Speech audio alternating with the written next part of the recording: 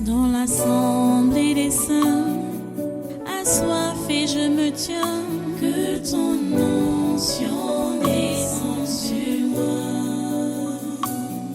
Conscient que mon destin est dans le creux de ta main, que ton onction descende sur moi. Je suis disposé, assoiffé, que ton onction descende sur moi. Je suis disposé, assoiffé, que ton onction descende sur moi.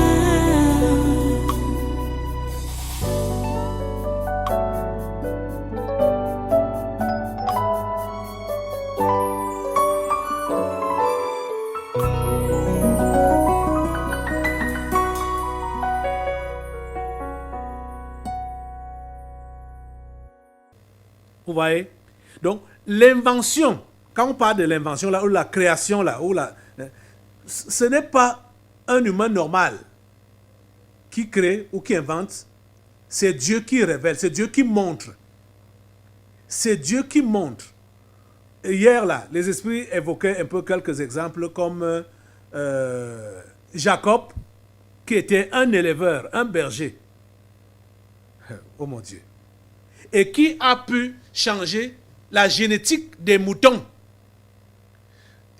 Il m'est arrivé de souvent réfléchir sur le texte là pour comprendre ce que Jacob a fait pour donner les couleurs aux moutons, pour changer la génétique, les gènes des moutons. Oh mon Dieu. C'est une science élevée. C'est une science élevée. Ils ont souligné également l'autre aspect concernant Joseph en Égypte. 14 ans de conservation du maïs, des graines, des céréales. 14 ans sans charançon. Comment est-ce que Joseph a fait pour conserver ces céréales pendant autant d'années? Quand on sait que c'est difficile de garder, que ce soit le maïs ou les arachides, les céréales, pendant ne serait-ce qu'un an, c'est difficile. C'est difficile. Même si c'est fermé dans un seau, je ne sais pas comment les charançons font pour entrer dedans. Mais Joseph a réussi à faire conserver les céréales pendant 14 ans. Pendant 14 ans. Vous savez, souvent, quand ce que je dis là, c'est des choses que j'expérimente.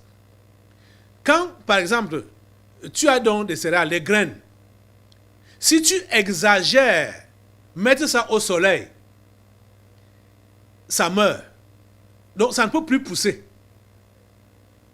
Vous comprenez? Ça ne peut plus pousser. Par exemple, vous allez voir, je parle aux Camerounais qui savent ce qui se passe. L'arachide qu'on appelle l'arachide garois. Donc l'arachide, les arachides qui viennent du nord. Vous savez que c'est des arachides qui ne peuvent pas pousser. Ça ne peut pas pousser. Pourquoi? Parce que ça a été excessivement séché. C'est seulement fait pour être consommé. Ça ne peut plus pousser. Vous voyez? Mais comment est-ce que Joseph a fait pour conserver les céréales pendant 14 ans? C'est Dieu seul qui donne ce genre d'intelligence. C'est lui seul qui donne ce genre d'intelligence-là. Vous comprenez ça? C'est lui seul. Allons dans Exode chapitre 31 maintenant. Vous allez donc comprendre ce que Dieu dit là à Moïse. Après lui avoir dit au verset 40 de Exode 25 que tu fais selon le modèle qui t'a été montré. Il lui dit donc au chapitre 31 d'Exode. L'Éternel parla à Moïse et dit: sache que j'ai choisi Betsalil, fils d'Uri, fils de Our, de la tribu de Juda. Je l'ai rempli de l'esprit de Dieu, de sagesse, d'intelligence et de savoir, pour toutes sortes d'ouvrages. Donc, pour toutes sortes d'ouvrages. Oh mon Dieu.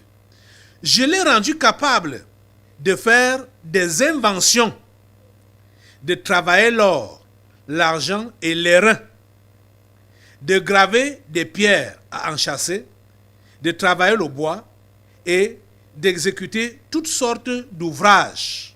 Toutes sortes d'ouvrages.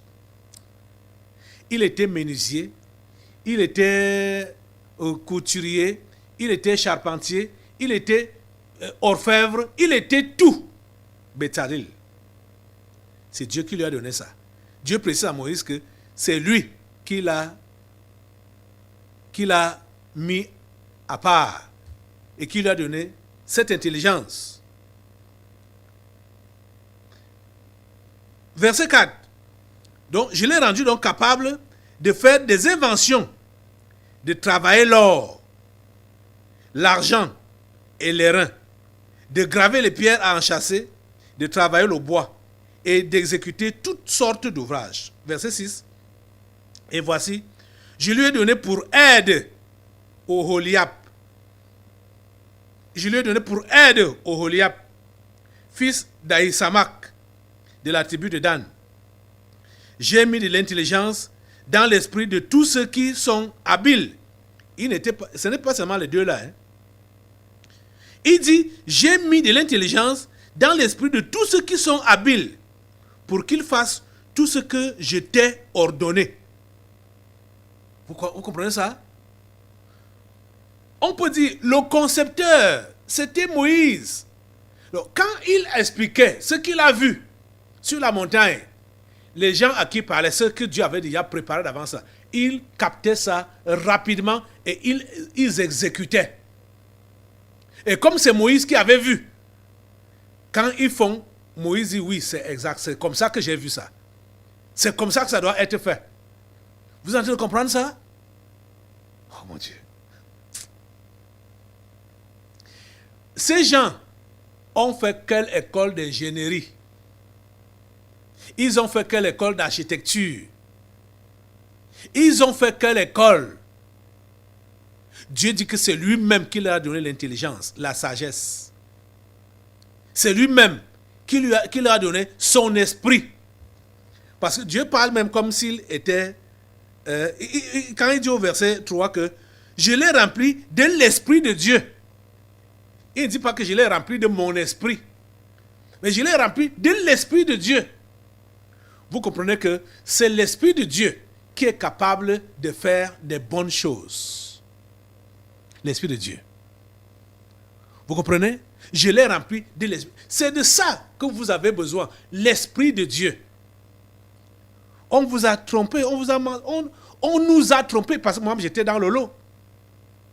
Nous faisons croire que c'est l'éducation normale, l'école normale qui fait que les gens soient des responsables dans la société, des gens utiles dans la société. C'est Dieu qui est la source. C'est Dieu qui est à l'origine de tout. C'est sur lui qu'il faut être connecté. C'est sur Dieu qu'il faut être connecté. Je vous dis la pure vérité, c'est sur Dieu qu'il faut être connecté. Quand vous comprendrez ce que je dis là, ce sera vraiment la révolution dans l'église. Parce que c'est là qui pense. Je suis en train de vous poser des questions et vous faire même réaliser que ce que je dis est vrai. Combien de millions de Camerounais nous sommes? Combien sont à la fonction publique? Et combien s'occupent d'eux-mêmes? Donc, ils sont dans les activités libérales. Ils sont combien? Ceux-là sont majoritaires. Ceux-là sont majoritaires. On le disait hier, que il y a des fonctionnaires qui habitent, qui louent chez les pousseurs, et qui louent chez les Bayam Salam. Il y a des fonctionnaires qui louent chez les sauveteurs. Donc, ceux-là qui sont considérés comme des travaux subalternes, des travaux négligeables, que l'autre Macaire a voulu stigmatiser, manœuvre. Pourtant, des fonctionnaires, ceux-là qui ont fait l'école et qui ont trouvé le travail à la fonction publique, louent chez ces gens-là. Vous voyez? Ce n'est pas l'école qui fait la vie. Ce n'est pas l'école qui fait la vie. Ce n'est pas l'école qui positionne. Vous comprenez ça? C'est Dieu. C'est Dieu. J'insiste sur ça pour que votre mentalité soit nettoyée, la mentalité des parents. Parce que la vision que vous avez pour votre progéniture, là, c'est une vision erronée. Où vous vous concentrez sur eux, rien que pour leur succès, ici sur la terre.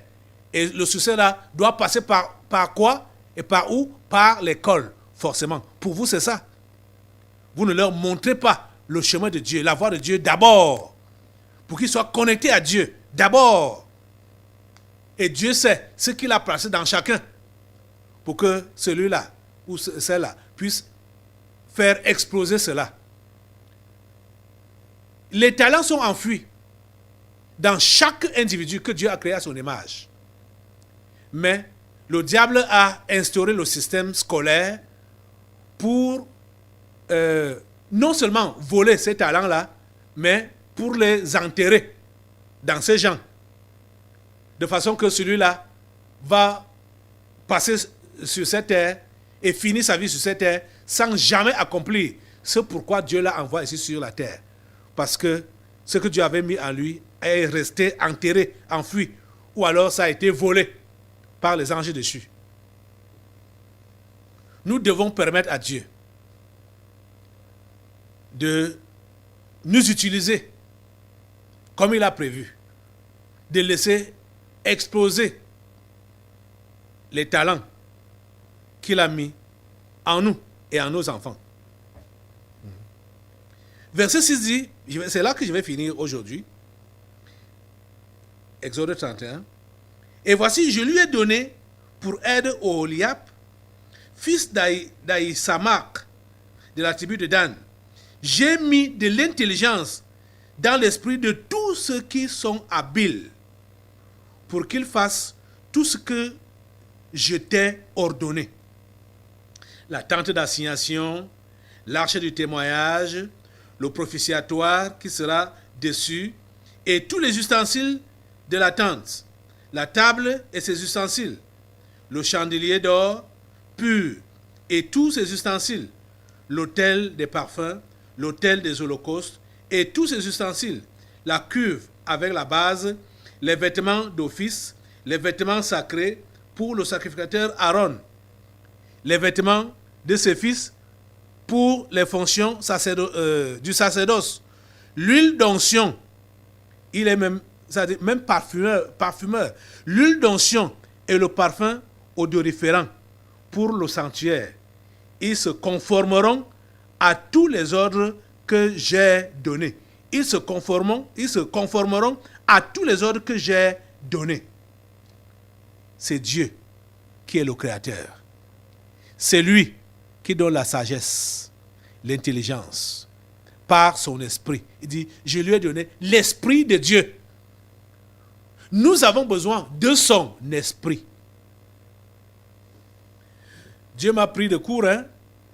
Parce que moi-même, j'étais comme vous là, croyant que c'est l'éducation, c'est l'école qui fait tout, qui fait l'homme. Et que absolument, il fallait beaucoup étudier pour donc pour se tailler une place importante dans la société. En tant que chrétien, il ne faut plus avoir ce genre d'idée-là. C'est à vous d'abord, puisque les païens ne comprennent pas, et parfois même certains comprennent, dans le domaine dont je parle là, certains comprennent même mieux que la plupart des chrétiens, qu'il ne faut pas miser seulement sur l'école. Vous comprenez ça? Laissez Dieu vous utiliser, laissez Dieu utiliser vos enfants, instruisez vos enfants dans les voies de Dieu. Instruisez votre progéniture dans les voies de Dieu. Le temps nous manque pour que nous puissions continuer. Et je crois que jeudi nous serons encore là. Voilà un enseignement, voilà un programme que je ne sais pas quand est-ce que on pourra prétendre finir cela. Mais j'aimerais que nous puissions profiter au maximum. J'aimerais que cette église profite au maximum.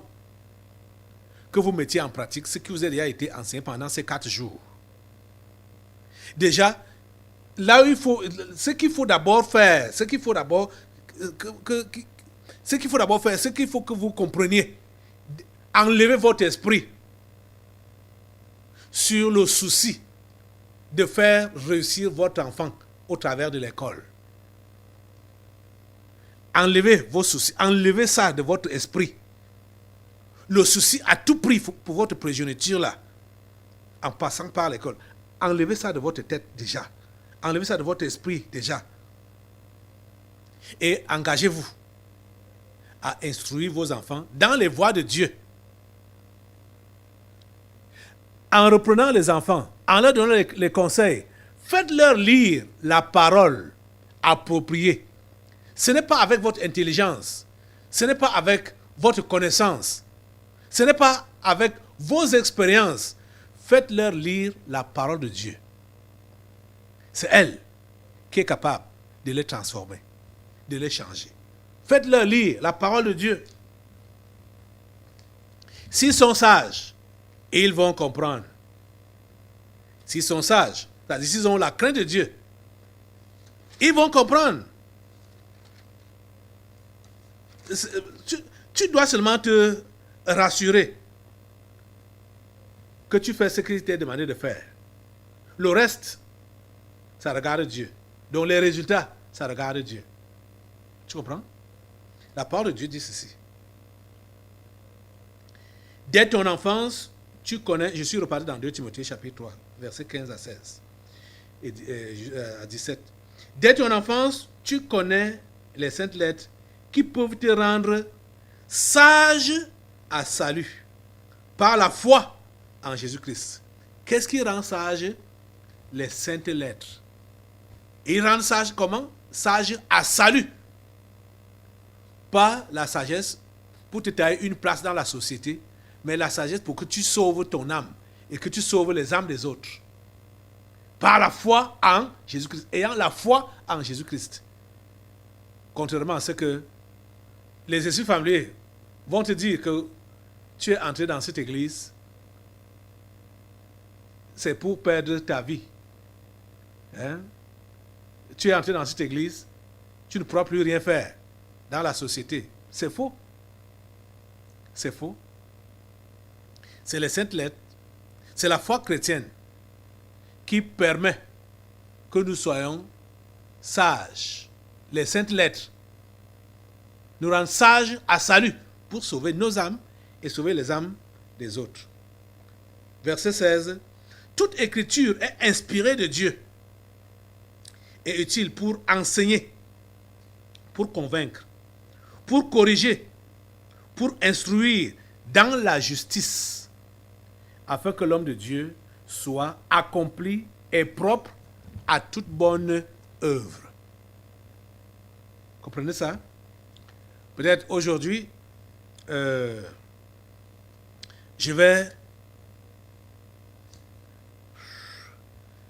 voulais conclure avec la lecture de... Bon, on a encore des délivrances à faire, des interpellations à faire. On va arrêter là aujourd'hui. On va continuer jeudi. On va continuer jeudi à enseigner dans la même ligne. C'est très important. C'est très important et c'est sérieux. J'insiste à vous dire que ce que vous devez d'abord faire maintenant, bannissez ce que vous avez appelé la souci pour le succès de vos enfants au travers de l'école. Bannissez déjà ça. Et prenez l'engagement à mettre la priorité à instruire vos enfants dans les voies de Dieu. D'abord,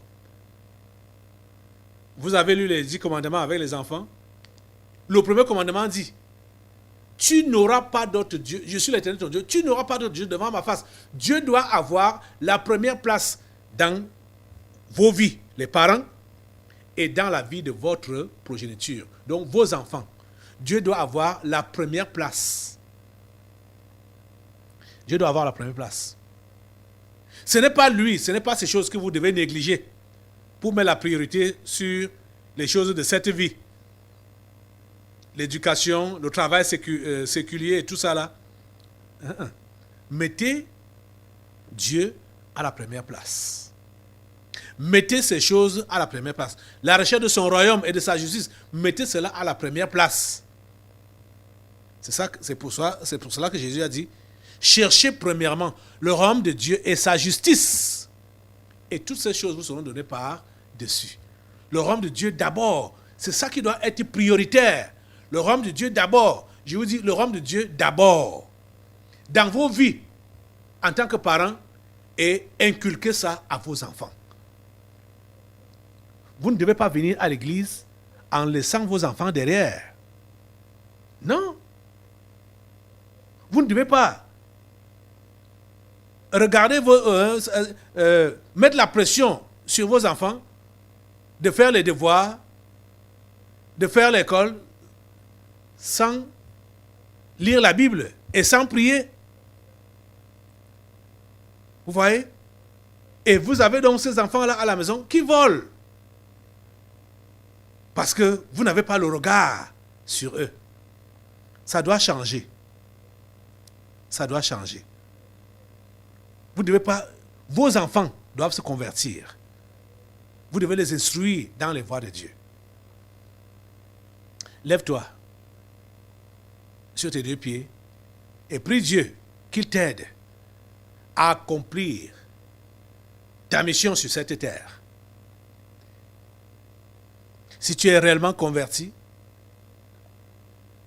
tu as compris. Je ne sais pas comment tu as répondu aux questions, aux 4 questions qui t'ont été posées. Il faut prendre la décision. Si tu n'es pas encore converti, de te convertir en vrai. Et si tu t'es converti en vrai, de couper avec la famille charnelle et d'accomplir le but pour lequel tu as été sauvé. Et tout faire pour qu'il n'y ait pas reconnexion avec la vaine manière de vivre de tes anciens pères là. Tout faire pour qu'il n'y ait pas de reconnexion.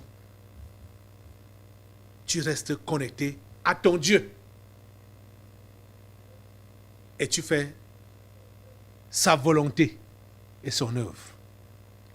Seigneur, aide ces hommes, ces femmes et leurs familles à être ce que tu as prévu qu'ils soient.